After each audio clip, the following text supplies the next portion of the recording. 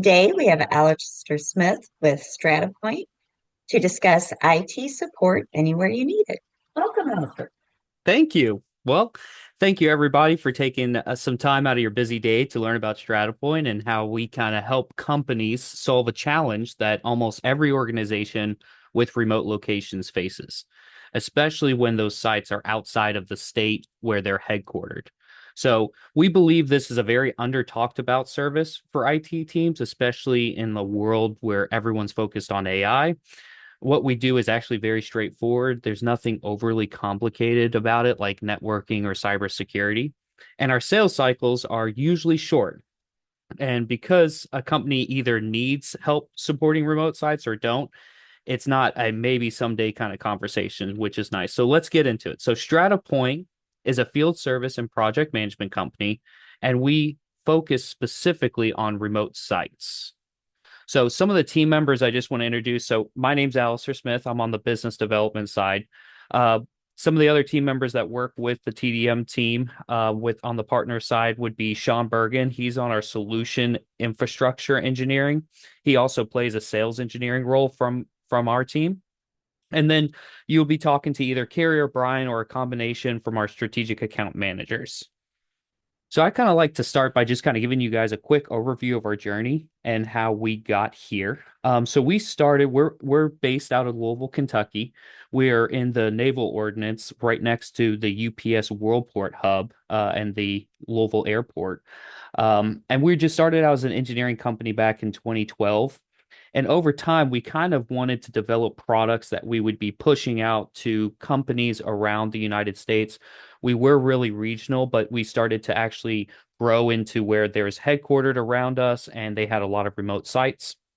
So in 2020, we actually acquired a field service company called Tech Connect Services, and some of you guys might have heard of them already with TDM. And their biggest focus was on the solution provider side.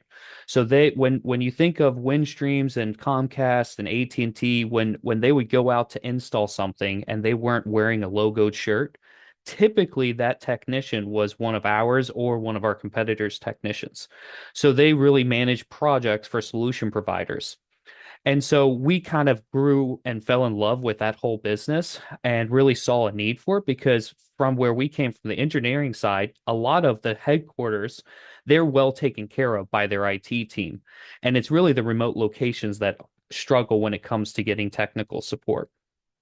Well, in 2022, we started hearing and getting data saying, hey, look, 80% of all missed site visits were due to technology not arriving, hardware not arriving on site when we deployed the technician. So we started to spin up a depoting services that includes laptops, network equipment, proprietary devices where we would actually help them with the logistics piece, even dropping a configuration, and then also being able to send it out with a technician on the other end to receive it and install it. So we're trying to create the easy button for these IT teams. And that wasn't enough. As we continued on, we started to hear with our clients that they were saying, hey, it's great that you guys can get the field service and the devices out there, but we are bombarded with tickets and it's hard for us to sort through them and get to and prioritize our remote locations as much as we do things that are happening at the headquarters. And so that's where we started the tier one help desk. And so what we would do is we receive all their tier one all the tickets, IT tickets, and then we sort them and we try to fix them on the first resolution. If they need to be escalated, they get escalated up to their tier two. And then in certain circumstances, we work with them on when does a dispatch require. So if something's down or this printer, they can't connect it to the network, they want to dispatch a technician before getting it sent up to tier two. Um, we were able to create those processes. So those are really the three services we have. But for this, I really wanted to focus on the field service and project management. So if you have depoting or tier one opportunities, I'd love to connect with you. I'll have my email up at the end of this, and we can kind of discuss those further. But I thought to get focused, field service and project management is really our biggest focus, and everything kind of spins from it. So what's the pain and the solution that we're providing? So as far as the pain, companies with a lot of remote locations have big challenges managing those remote sites. Usually there's someone at the headquarters who gets tasked with owning remote locations, but it's not their full-time job. They're already busy. Then you add the non-technical staff at the site level and new technology rolling out and distance from the headquarters, and things start to fall through the cracks. Rollouts get delayed, break fixes, work gets dragged on, and communication starts to break down. And the irony is, in our opinion, is those remote locations are often the profit centers for the company. So if you think of a property management company that's managing properties all over the United States, those apartment complexes is where they actually make money. And but it can be where they get neglected because the HQ needs their technical resources focused elsewhere. And that's where we can come in. We built an ecosystem specifically designed to solve those problems, and we make life easier for their IT teams, easier for the remote end users, and ultimately improve the customer experience from the business side. So, what are our superpowers? I think our superpowers kind of come down to three things. First is focus. So we specialize in what we do best. We are not trying to be everything to everyone. And we'll talk more about that when we talk about the ideal client profile. So that focus keeps us sharp and keeps our execution very strong. Utilization. So we utilize about 15,000 unique, sorry, not 15, 5,000 unique technicians per year. We have technicians running jobs in major cities every single week. We call them the NFL cities. But more importantly, we've used the techs before. So we've built a reliable database of technicians who are not just capable on paper or by reviews from a Field Nation or Work Market, but proven in the field. And I wish we had the stat about how many new technicians we deal with, but it's very low. A lot of the technicians we're using today are ones we've already used in the past. And then finally, coverage. We have international coverage if needed, but to be honest, most of the work that we do internationally, I think we maybe did 100 jobs last year, is in Canada and Mexico, and we'll do a handful of jobs in the Asian countries or in Europe. But we do have that coverage. But really, when it comes to coverage, I think we have it anywhere in the United States, and that includes Alaska and Hawaii. We have no problems getting out there because we work with a lot of solution providers that are constantly installing equipment all around the United States. We built that relationship with the technicians as well. So we have some techs that live in major cities and will drive 3 hours, 4 hours to an oil well area where they're replacing a POTS line connection. So we have that capability and we feel very strongly about our coverage. So, kind of diving into field service and project management, what does that mean? What are the different pieces we have available with that? So, first, kind of starting with the site surveys, that's typically used for project scoping. We could do cabling assessments, network mapping, wireless surveys, detailed photos. So, a lot of times we get used for that if they're trying to redo something or during acquisitions, we get added to what I like to call the playbook, and they want to do a site survey, a due diligence survey, go to the site. We just acquired these 15 locations.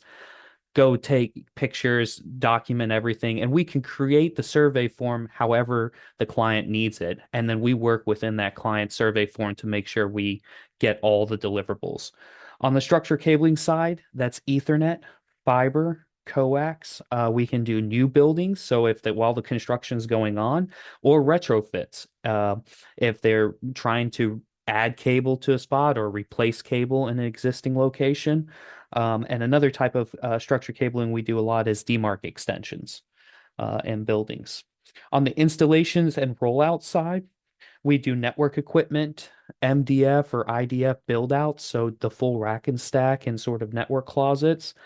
We have a term we use called as build. So in some cases, two scenarios that come up is one is, hey, we're trying to standardize everything. And so we can build that plan even down to the color of the cables in each port of a switch, because some very are particular and they want certain cables for the cameras, for the access points, for the internet connection. We build those out from an account management standpoint, and then we have that standard installation across the board, and we can go to new locations that they're just acquiring or ones that they've already done, uh, as well as installing or rolling out wireless access points, telephony, phones, cameras, door access system, and Basically, any device that can be connected to the network is typically within our realm of reach. On-site testing and activation. So we can also be called out to go and test or activate things. One of the most common ones we do is phone systems. So even for Zoom, for example, for some of our clients, they will roll out a Zoom solution, and we can have the technicians go on site, unbox the phones, plug them into the correct extension or wherever they're supposed to be connected. They can make call outs. They can make sure it can do extension, whatever that procedures you want on site done to confirm it's installed. We do a lot of bridge calls with those as well, where the technician's jumping onto a call bridge with maybe Zoom or maybe the partner or maybe the client or all of them. And while they're on site to be able to be the eyes and ears while uh, doing the activation process. And finally, smart hands. So smart hands is more on our dispatching side, but we can also dispatch qualified technicians for on-site issues. And as we'll talk about us being more than just a tech, this can be to fix really anything on site. Maybe a network printer, we get issues sometimes where that they can't connect it to the network, and they just need a more technical person to be on site to plug in to a laptop and allow them to remote in or to do some troubleshooting. Troubleshooting nurse call systems, or simply just being hands-on at a data center. In some cases, clients that are utilizing physical data centers, that we will dispatch a technician that's going to go on site and plug into their rack into a device, and then allow the HQ IT to actually remote in, and they just hang out at the location. And if they need to move stuff or move cables or do anything, they can be helpful that way as well. So we're more than just a tech. This is important. All of our technicians are 1099 contractors, and that's by design.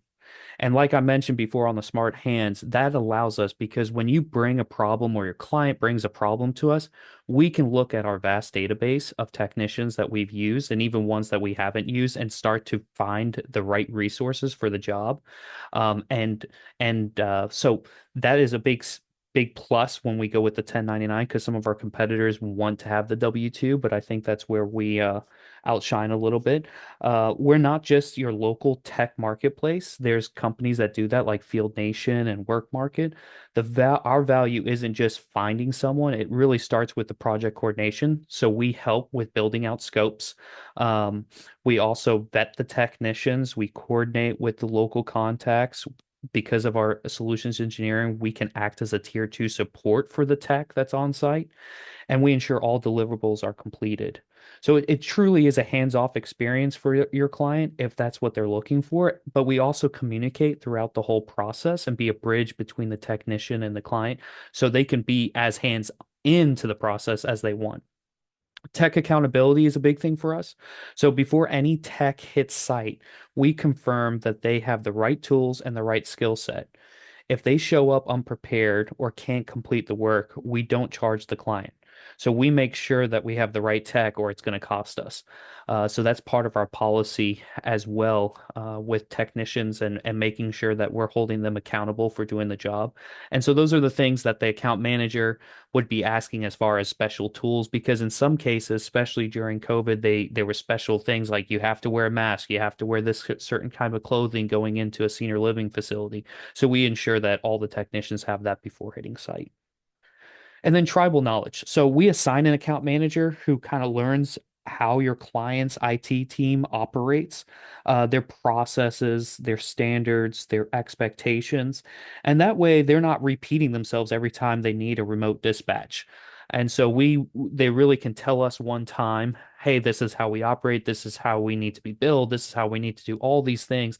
And then we handle the rest as far as technicians go, instead of those IT teams having to, if they do use outside help for remote locations, constantly trying to explain to them what they do, how they do it, how they need it. So you get very consistent work across the board. Over time, and it really gives them one finger to point at when it comes to field service delivery. I think it's very important that we also talk about what Strata Point doesn't do.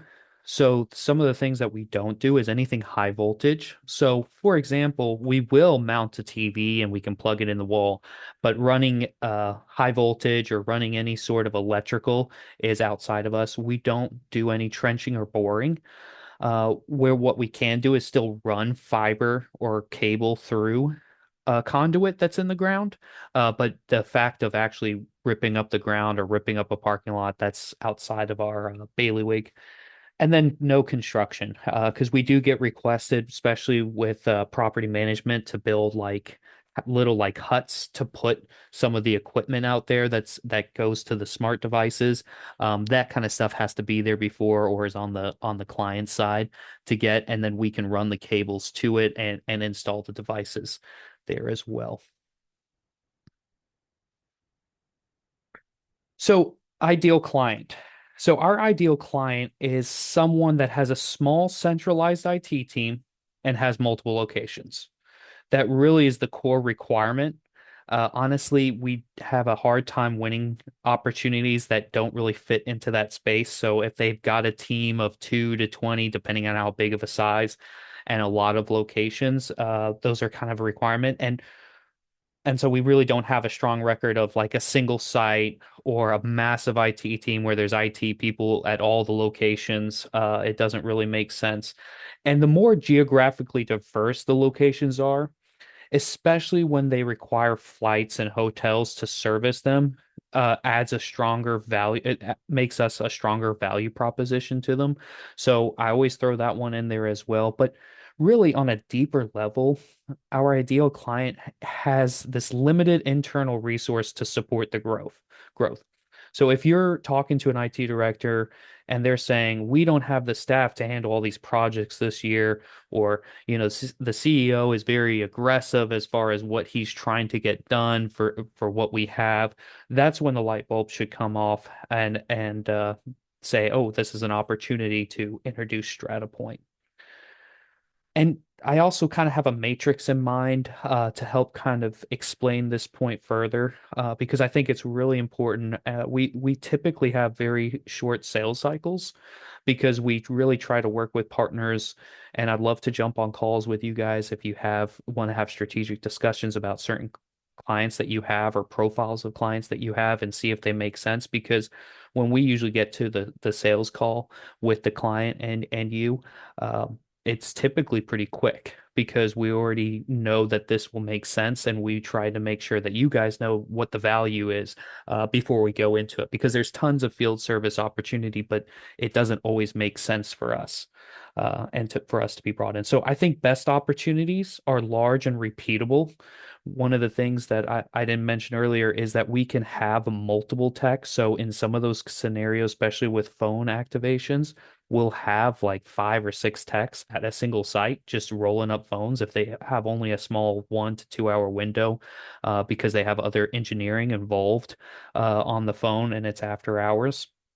Our better scenarios are small and repeatable. So the key thing is there, the more repeatable the jobs are, the better fit we are because of that coordination and the tech accountability.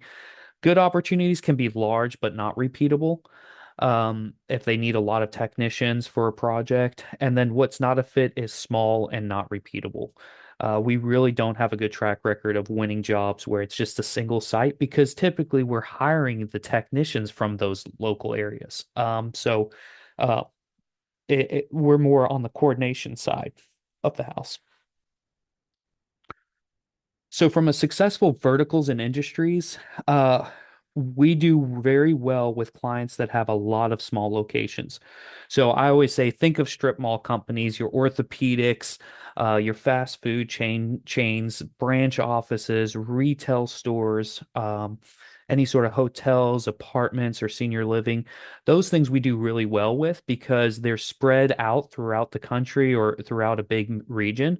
And they're typically too small for local MSPs or local people to really want to manage. And then they're too big as far as to be consistent throughout the country or throughout a large region like the East Coast.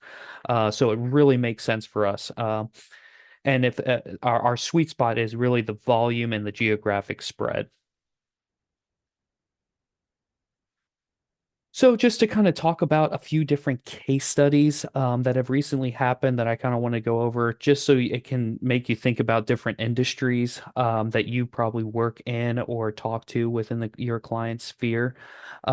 Solution providers, so for like Granites and Fusion and Momentum, we do a lot of POTS rollouts across the country for them. In airports, we do the DMARC extensions for fast food, so we can get government the government clearances, the background checks, and that's part of where we can build projects because that does have a manpower that's required to be able to complete something like that. So we add in a little extra from a project management standpoint to be able to make sure everyone's qualified, everyone has all their paperwork to be able to handle those kinds of projects. From property management, we do a lot of due diligence surveys and day one installs and supports because these project management companies we work with are constantly adding or subtracting properties into their portfolio. From a banking perspective, Mariner Finance is a customer of ours, and we do a lot of network equipment rollouts. So every year they determine they've got a lot of locations, and every year they determine a piece of equipment. We just finished up a switch rollout in January. So they pick out a piece of equipment and they roll out that across the board. From a retail space, Ace Hardware Group is one of our customers, and we do their new and existing location refresh projects. So that's all the network equipment. We do cabling reruns if we need to, or wherever they're trying to put things, as well as the cameras as well.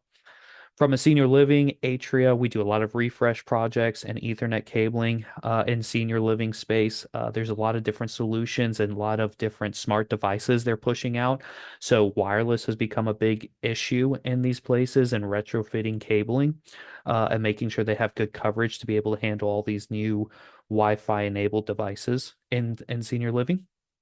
And then healthcare, Docs Dermatology is one that we recently added as well, where we did that phone install I was talking about. But one of the things why I wanted to bring that one up again is because it was a land and expand, because the partner was able to, once we got in there, they realized that, like I talked about within our journey, that they were having trouble getting equipment to sites.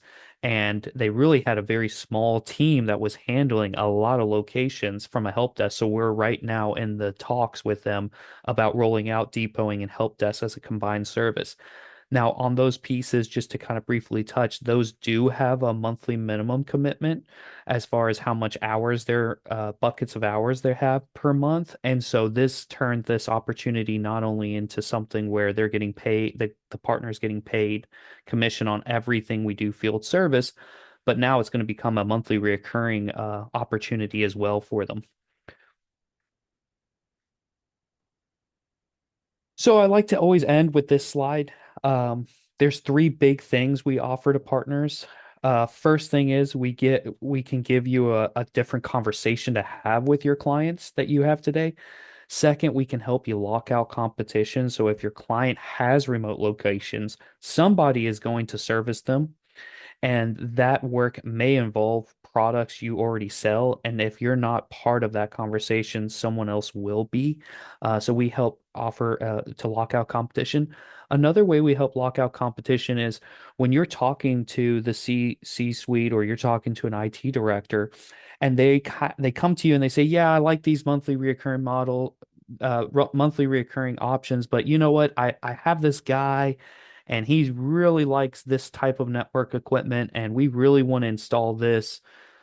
Now you can say, "Hey, yes, we can get field services. We can get this installed because they want to do it internally and they just want to have a CapEx model on this." So you can lock out competition because now you can offer both reoccurring services as well as non-reoccurring services if they internally say, "Hey, I really want to go this route."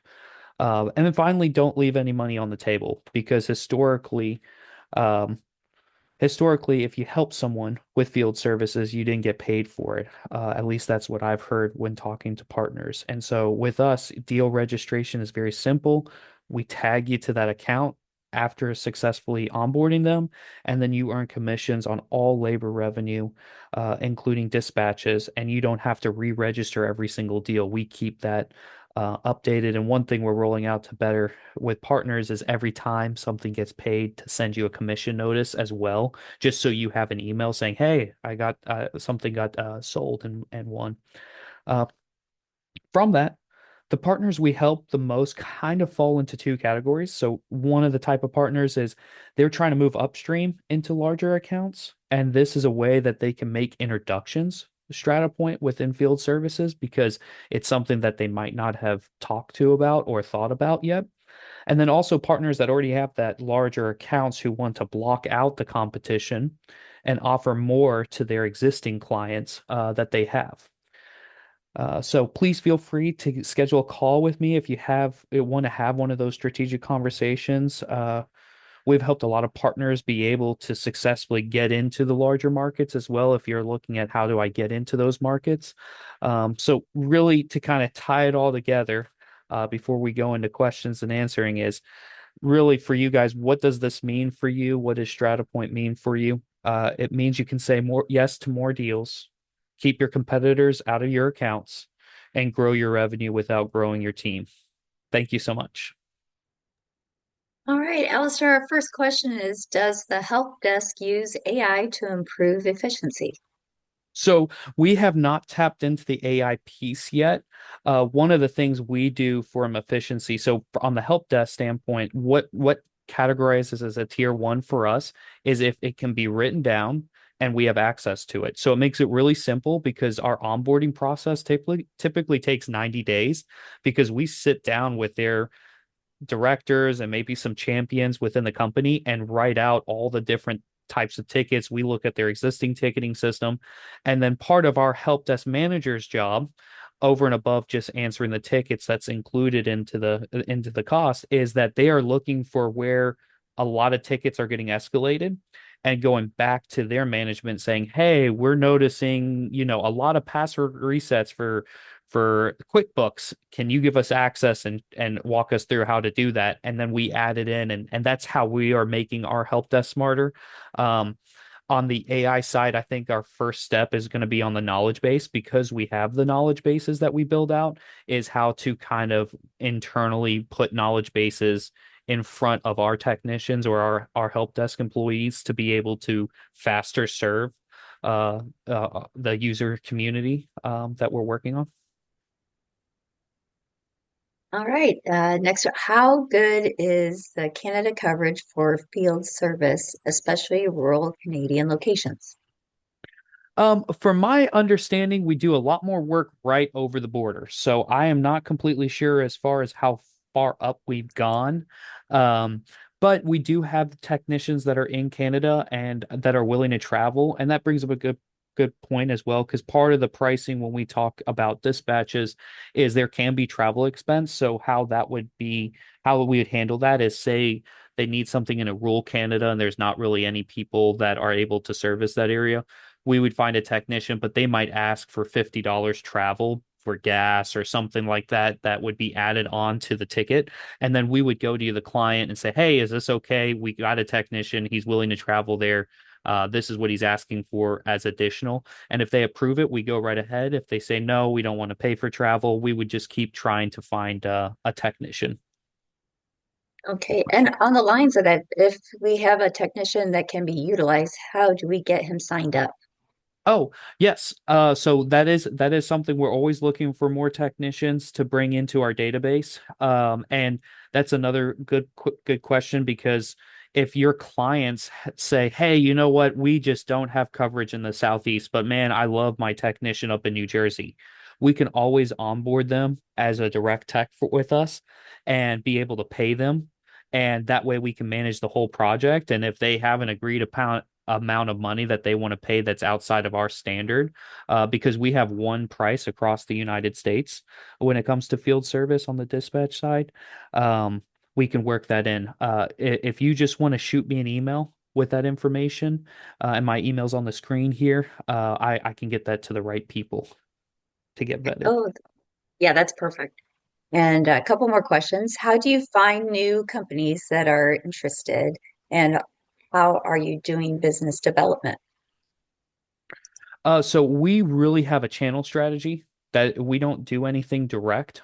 We have some what we'd call legacy customers that we had before going into the channel. We've been with TDM a couple years on a few things. This is our first time really opening up into the TDM channel, and we're in some other channels. So that's really where we get most of our clients. We talk with advisors. So we've really built the whole sales process around advisors and how to work with advisors to bring in new opportunities. So that's really our whole business model when it comes to new sales and development is just talking to you guys and going out to events, jumping on lunch and learns, and just kind of making ourselves aware and then helping advisors grow their portfolio. Okay, and our last question is, do you have a one-page slick we can share? Yes, yes, I do. I have a just a simple field service page that's kind of a line card. To be honest with you, it's a little bit boring, but that boring is good sometimes. It just kind of outlines those five different things, services as far as site survey, cabling, and just kind of has some bullet points. If there's things that you need, feel free to reach out to me. I'd love to jump on a call, or if you just had wanted to ask a few questions, I can help answer those. Um,